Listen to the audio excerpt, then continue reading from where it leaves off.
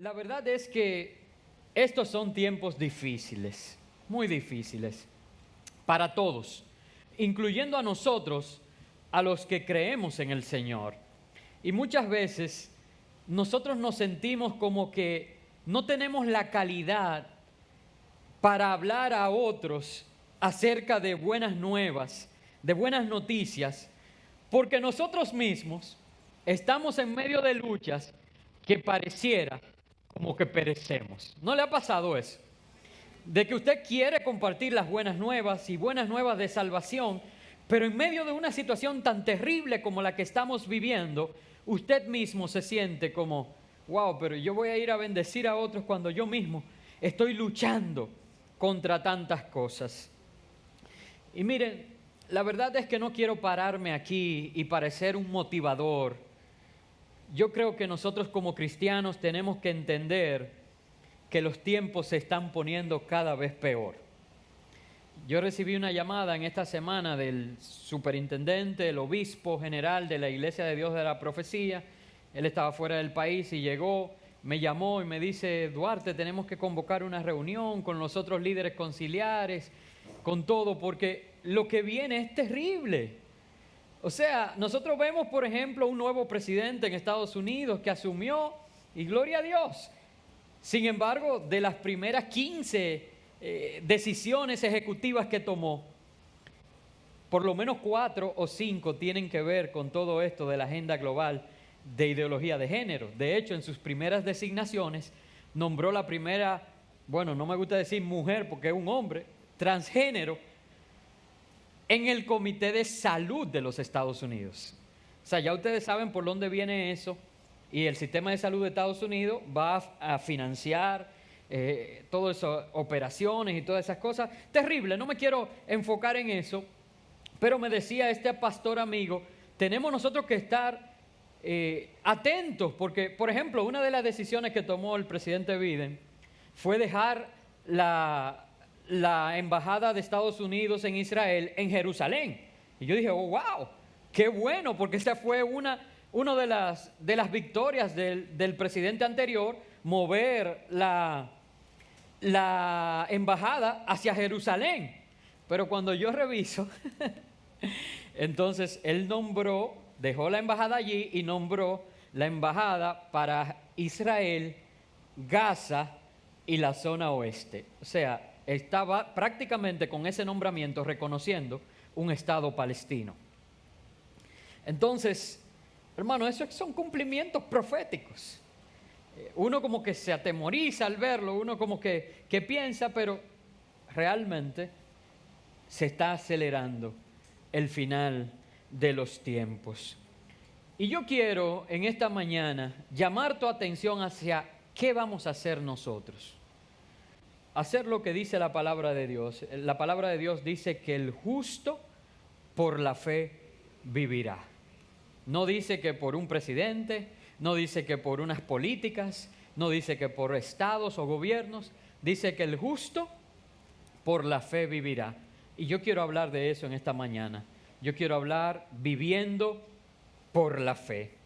Es por esto de que quiero tomar las buenas nuevas de salvación que están en la palabra de Dios y tomar el capítulo 4, y quiero que usted lo abra y lo tome allí. Por eso lo busqué en Reina Valera 60, creo que solamente un verso no voy a leer en esa versión, para que todos puedan ir siguiendo conmigo. Se van a quedar sentados porque no voy a leer todo el texto, sino que voy a ir predicando y juntos vamos a ir leyendo, más o menos como hicimos la semana pasada para tener mejor control del tiempo. Quiero que abran sus Biblias en la segunda carta a los Corintios, en el capítulo 4, y vamos a leer o vamos a estudiar los versos del 7 al 18. Segunda de Corintios 4, versículo 7 al 18.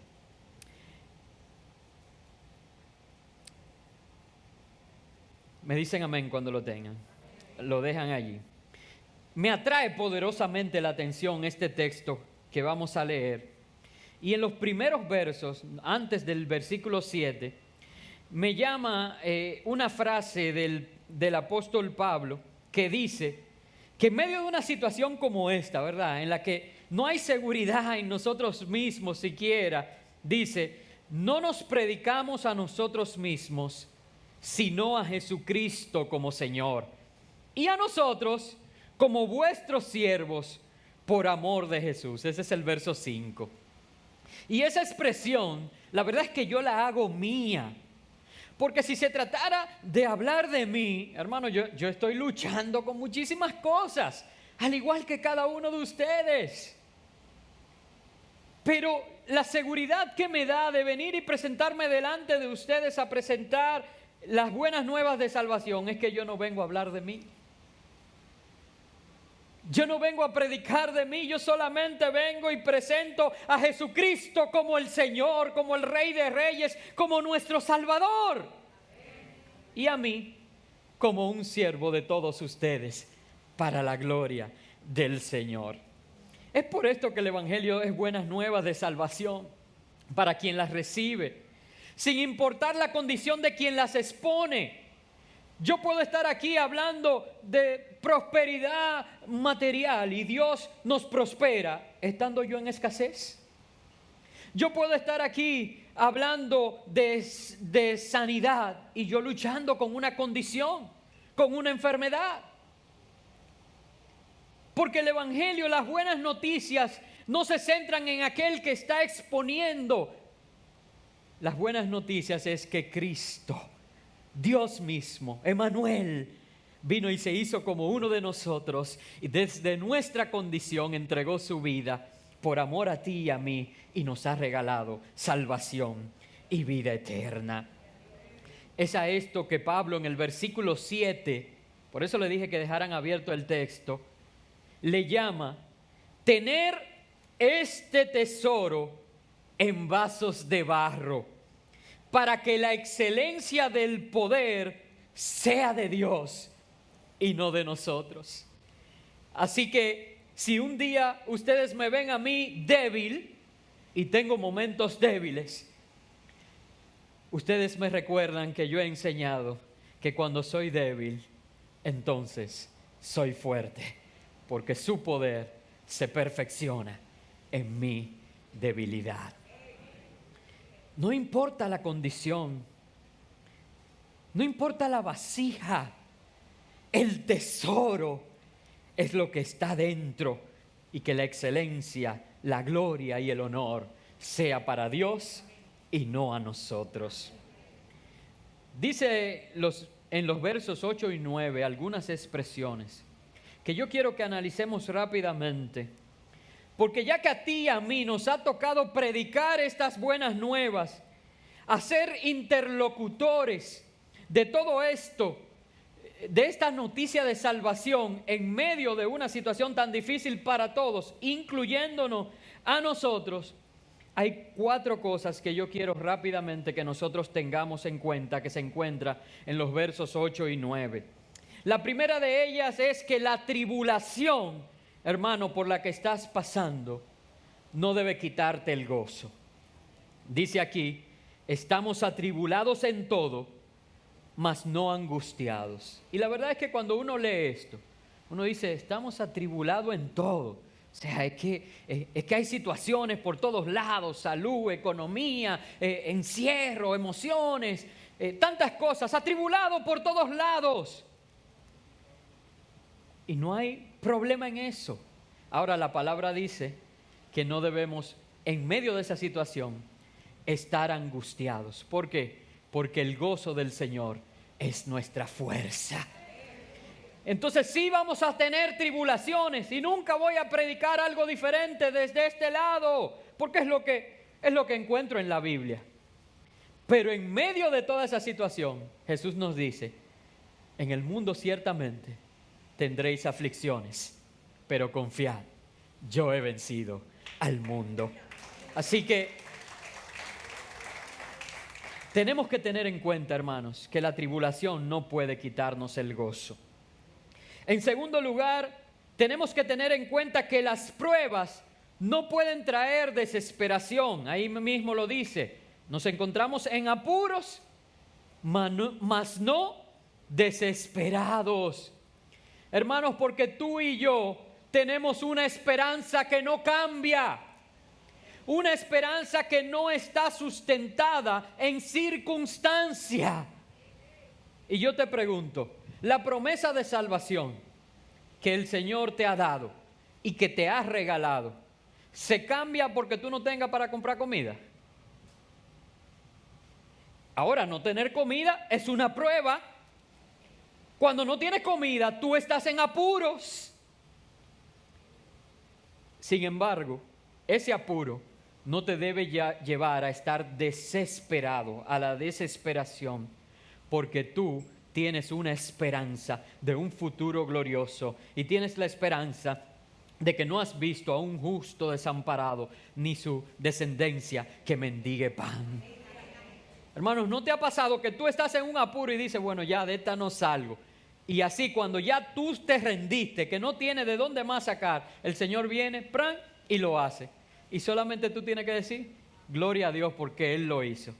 Vasos de barro y la excelencia es de Dios. Segunda cosa a tomar en cuenta es que las pruebas no deben traer desesperación en medio de nosotros. Tercera cosa que debemos tener en cuenta a la hora de predicar estas buenas nuevas en una condición como esta, es que la persecución no nos hace estar solos. Y dice la expresión, estamos todavía en los versos 8 y 9, perseguidos, mas no desamparados. Hermanos, tú tienes un Padre bueno, un Padre amoroso que quiere bendecirte y que guarda a sus hijos. ¿Acaso se adormecerá el que guarda a Israel? Es un Padre que te cuida, aún tus pasos no dará tu pie al resbaladero. Es un cuidado especial, es una atención especial, como decíamos el día de la promesa. Entonces, si tú estás siendo perseguido, hermano, por tantas situaciones, recuerda que tú no estás solo. Él ha prometido estar contigo todos los días hasta el fin. ¿Llegó el fin? Todavía, pues Él está contigo, porque Él cumple su promesa. Él ha prometido estar contigo hasta el fin. No estás solo y además te ha dado una familia de la fe. Ustedes no ven, los que están en el grupo de líderes ven desde que yo tengo una situación, corro a donde mi familia de la fe, oren por esto, porque yo creo en la obra de Dios a través de sus hijos. Y por último, en una situación como esta, a la hora de compartir buenas nuevas y para pasar entonces a hablar de cómo vivir por fe, tenemos que tener en cuenta que nosotros podemos caer, pero no vamos a perecer. Dice la palabra ahí mismo, versos 8 y 9, derribados, pero no destruidos. Es verdad, hermano, que a veces en medio de una guerra, en medio de una situación difícil, de una batalla, podemos caer. Y como que las fuerzas se van, desfallecemos. Pero hermanos, si nosotros seguimos sustentados en aquel que es nuestra salvación, no seremos destruidos. Podremos ser derribados, mas no destruidos. A este proceso que describo, el apóstol Pablo le llama en el verso 10, y quiero que vayan al verso 10, llevar en el cuerpo siempre por todas partes la muerte de Jesús, para que también la vida de Jesús se manifieste en nuestros cuerpos. Es ser partícipes con Cristo en la muerte, pero con la esperanza de ser partícipes con Cristo en su resurrección. Él dio su vida por nosotros, pero Él fue la primicia de la resurrección. Él resucitó, y porque Él resucitó, podemos estar seguros que tú y yo también resucitaremos. El problema con entender un pasaje como este es que muchas veces nosotros lo tomamos de una manera religiosa y decimos, sí, yo tengo que hacerme partícipe y llevar las marcas en mi cuerpo de la muerte de Cristo. Y eso está muy bien, pero lo hacemos tan espiritual como que le tomamos el gusto a llevar las marcas de la muerte. Pero mi Dios no es un Dios de muerte. La muerte fue un proceso, la muerte fue un paso. Pero lo que estaba en el corazón de Dios, Él lo dijo. El ladrón vino para robar, para matar y para destruir. Mas yo he venido para que tengan vida y la tengan en abundancia. Mi Dios no es un Dios de muerte. Así que el mostrar las marcas de la muerte de Cristo en nosotros tiene que ser solamente un proceso para que la gente se fije y pueda ver en nosotros la vida de Jesús. Y que nosotros seamos entonces multiplicadores de vida. Que nos llenemos de vida para poder dar a otros vida. Por eso es que quiero compartir en esta mañana 6 claves, y esto sí es la verdad central de esta mañana. Quiero compartir 6 claves que Pablo, el apóstol Pablo, describe en este texto, que son evidentes en aquellos que viven por fe. Y estamos claros que, como acabamos de describir, en medio de una situación como esta, tenemos que nosotros aprender a vivir por fe, a fin de ser de testimonio. Porque es que nosotros mismos estamos en la lucha. Entonces yo no sé si a usted le interesa, pero a mí me interesa saber cuáles son esas 6 claves para que yo pueda vivir por fe. ¿Te interesa? Muy bien, pues la vamos a ver a partir del verso 13 y hasta el verso 18. Y yo quiero que usted me acompañe a verla conmigo. Si nosotros queremos vivir por fe, la primera clave para vivir por fe es tener fe. Aleluya. Si yo quiero vivir por fe, lo primero que yo debo de tener, el punto número 1, es fe. La Biblia dice que sin fe es imposible agradar a Dios. Porque es necesario, ¿verdad?, que el que le busca crea que le hay. Y vamos a leer el verso 13. Dice, pero teniendo el mismo espíritu de fe, conforme a lo que está escrito. Mira bien, hermano, no es fe en un gobierno, en un partido, en una oferta de trabajo que me hicieron. Conforme a lo que está escrito, creí, por lo cual hablé. Nosotros también creemos, por lo cual también hablamos. Hermano, si yo quiero preguntarte, es una pregunta retórica, no la contestes, pero sí quiero que en tu interior la medites. En tu accionar, en tu vida diaria, en tu rutina, en el trabajo, en la universidad, en el colegio o en Zoom, porque ahora todo eso se resume en Zoom, ¿verdad? Tu hablar está conectado a lo que crees, conforme a lo que está escrito. El mismo ejemplo que di ahorita. La Biblia dice que Jehová es Jehová Jireh, que Él es tu proveedor. Cuando tú no tienes provisión, lo que tú dices se relaciona con lo que tú has creído, conforme a lo que está escrito. Yo quisiera pensar que esta es una iglesia llena de gente espirituales que me van a decir que sí, pero mi respuesta, si yo fuera honesto, es que muchas veces no. Y por eso estoy tan contento de que yo poder escuchar esta palabra también hoy, para aplicarla a mi vida. Es una espada de doble filo. Yo necesito que conforme a lo que está escrito, yo crea eso. Y si lo creo, entonces creí, por lo cual hablé, que mis palabras estén relacionadas a lo que he creído conforme a lo que está escrito. Miren, hermanos, quiero decir, no me gusta mencionar nombres cuando estoy predicando, pero sé que lo puedo hacer porque es una persona cercana y que es muy leal y fiel. Es el hermano Valdera. El hermano Valdera, cuando habla, denota en sus palabras una certeza en lo que él ha creído conforme a lo que está escrito. Y yo lo bendigo por eso. Hermano, para Valdera no hay nada por lo que él no ore, en que Dios no pueda escuchar su oración y hacer conforme a lo que le ha pedido, si está en la voluntad de Dios, ¿verdad?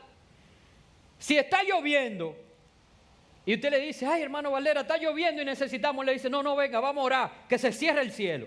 Y él le transmite a usted esa certeza de que al él orar, el cielo se va a cerrar y va a dejar de llover. Y no tiene temor, hermano. Un muerto ahí. Y usted le dice, vamos a orar, que se levante. Y él va a venir creyendo de que él va a orar y que el muerto se va a levantar. Por cierto, si yo me muero, no lo dejen que ore, que ya yo...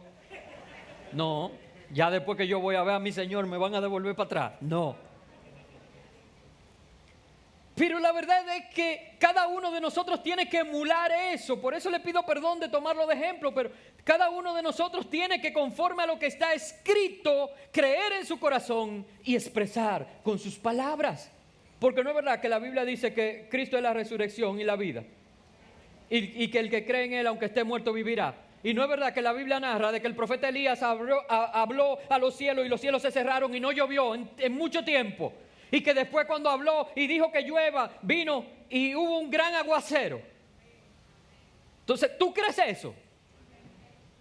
Entonces tus palabras tienen que estar conectadas con lo que crees conforme a lo que está escrito. Número 1, para vivir una vida de fe, tienes que tener fe. Clave número 1. Clave número 2. En el verso 14, la segunda clave es tener el Espíritu Santo de poder. El verso 14 dice, sabiendo que el que resucitó al Señor Jesús. ¿Quién resucitó al Señor Jesús? El Espíritu de Dios. Que el que resucitó al Señor Jesús, a nosotros también nos resucitará con Jesús y nos presentará juntamente con vosotros. Para vivir una vida de fe, tú y yo tenemos que tener el poder que es en el Espíritu Santo. Y creer que ese mismo poder que levantó a Jesús de la tumba está disponible para ti hoy. Y que tú puedes en el nombre de Jesús orar sobre toda circunstancia. El Señor le hablaba a la tormenta y la tormenta se detenía.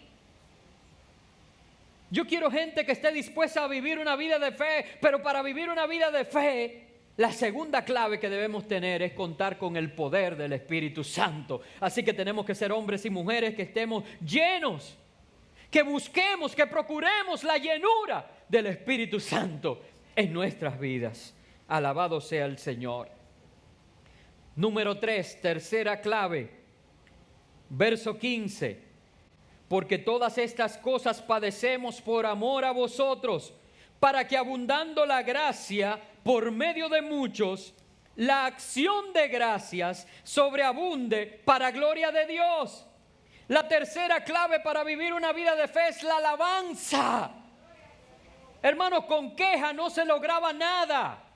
Sin embargo, dice Pablo que él se alegraba al padecer todas esas cosas, porque él sabía que a través de ese sufrimiento la gracia de Dios se iba a manifestar y eso iba a abundar para acciones de gracia. ¿Y qué son las acciones de gracia? Cuando nos levantamos y decimos, gracias Señor, gloria a Dios, Él lo hizo, a Él sea la honra. ¿Y qué es eso? Alabanza. Para vivir una vida de fe tenemos que cambiar la queja por la alabanza.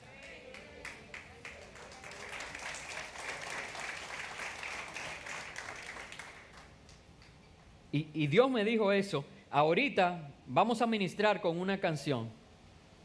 Y no es una canción lenta como acostumbramos. Porque hay acciones de gracia.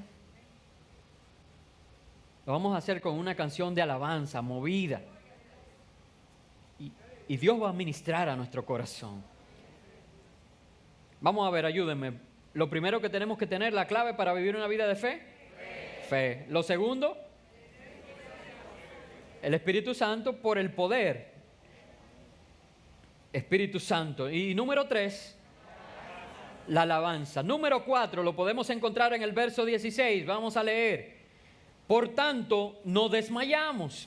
Antes, aunque nuestro hombre exterior se va desgastando, el interior, no obstante, se renueva de día en día. La cuarta clave para vivir una vida de fe es la renovación espiritual. Hermano, tú y yo no podemos ser un museo espiritual. Hello. Yo dije que tú y yo no podemos ser un museo espiritual donde se exhiben. Mira, cuando yo era chiquito yo cantaba. Sí, yo participaba de la escuela dominical y me sabía tantos versículos. Yo hacía drama. Yo servía en una puerta. Y ahí tenemos como museo espiritual. No, hermano. Un hombre o una mujer que se ha decidido a vivir por la fe es un hombre y una mujer que está en constante renovación espiritual, que quiere la misericordia de Dios nueva cada mañana.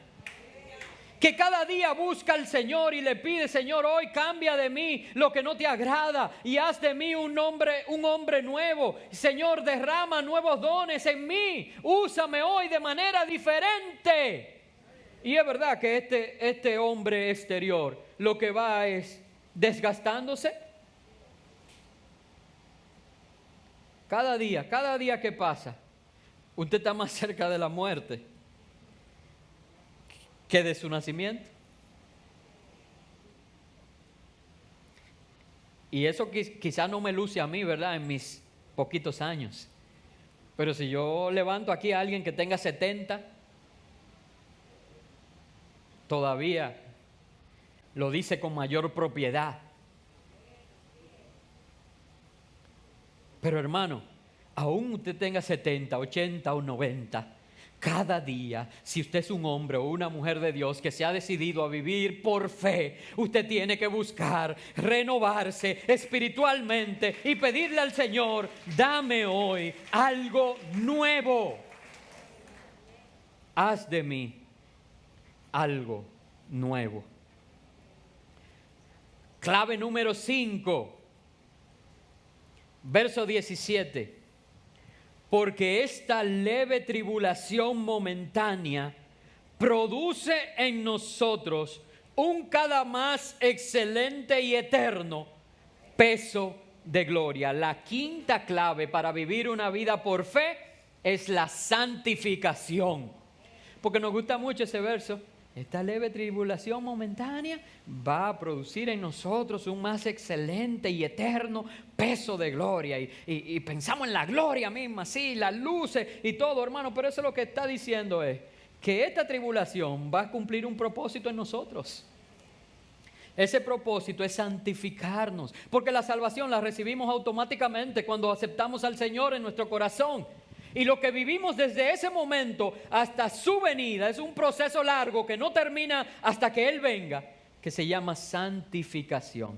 Y cada tribulación, cada prueba, cada situación difícil, cada adversidad que tú sobrepasas, lo que forma en ti la imagen de Cristo. Y por eso Santiago dice que tenemos que hallar por sumo gozo cuando nos hallamos en medio de diferentes pruebas. ¿Por qué? Porque cada vez más se forma en ti y en mí la imagen de Cristo. Hay un anhelo más grande que tengamos que ser igual a Cristo. Entonces, por eso es que esta leve tribulación momentánea produce en nosotros un cada vez más excelente y eterno peso de gloria. Porque ese proceso de santificación va a terminar cuando estemos en la gloria. En parte conocemos, en parte profetizamos. Pero cuando le veamos cara a cara, le conoceremos tal cual Él es. Eso es la gloria. Y por último, número 6, en el verso 18, léalo conmigo. Ustedes van leyendo. No mirando nosotros las cosas que se ven, sino las que no se ven. Pues las cosas que se ven son temporales, pero las que no se ven son eternas. Eso habla de prioridades. Y el punto que yo le puse, la clave, la nombré propósito. Hermano, todas las decisiones que nosotros tomemos en la vida deben de ser marcadas por el propósito de Dios. Nuestras prioridades tienen que estar marcadas por el propósito de Dios. Tú y yo no podemos estar buscando las mismas cosas que buscan los que no conocen al Señor. Nuestro enfoque, nuestro esfuerzo, nuestro tiempo, nuestros anhelos no deben de ser los mismos de aquellos que no conocen al Señor. Tú y yo no podemos tener nuestra mirada en las cosas temporales, en las cosas que se ven. Que un carro nuevo, y que el Señor no mande carro nuevo a todo el que pueda, no hay problema. Que una casa buena, ay, pero yo oro para que Dios bendiga. Y que muchos aquí puedan comprar casas. Y que un trabajo nuevo, pero yo vivo orando y atento a llamadas. Cuando a mí me llaman para decirme que hay una oferta o que hay, inmediatamente eso va a mi tiempo devocional. Y hay gente específica por la que yo estoy orando. Y el Señor va contestando esa oración en términos de empleo y de remuneración. Hermano, pero ese trabajo es lo que te va a salvar. Entonces tú vas a trabajar, tú vas a hacer el esfuerzo. La Biblia dice que el que no trabaja, que tampoco coma. Pero tu enfoque, tus decisiones, el vivir por fe te tiene que llevar a tomar cada decisión marcado por su propósito. Sí, está bien, yo quiero este trabajo, pero ¿cómo encaja ese trabajo en los propósitos de Dios? Sí, yo quiero este carro, pero ¿cómo encaja ese carro en los propósitos de Dios? La clave número 6 de vivir una vida por fe es el propósito. Hermanos, si quiero terminar diciéndote, animándote, exhortándote a que vivamos por la fe, a que vivamos sostenidos como viendo al invisible. Y como dice la palabra, quiero leer el verso 6 en Nueva Traducción Viviente. Allí mismo donde estamos, vamos a darle hacia atrás al verso 6 y lo voy a leer en Nueva Traducción Viviente, porque es lo que quiero y oro y deseo para ti. Dice, pues Dios, quien dijo que haya luz en la oscuridad, o sea, con su palabra separó la luz y la oscuridad. Las tinieblas tuvieron que irse a un lado e hizo que hubiera la luz. Hizo que esta luz, y ahora se refiere a Cristo, brille en nuestro corazón para que podamos conocer la gloria de Dios que se ve en el rostro de Jesucristo. ¿Tú sabes por qué yo te invito y te animo a vivir una vida por fe? Porque eso va a crear en tu corazón una luz que te va a permitir ver la salvación. Y el rostro de la salvación es el rostro de Cristo. Reconozcamos a Dios en Cristo.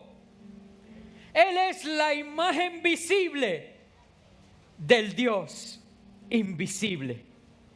Cristo es nuestra esperanza. Por eso tú y yo podemos vivir por fe.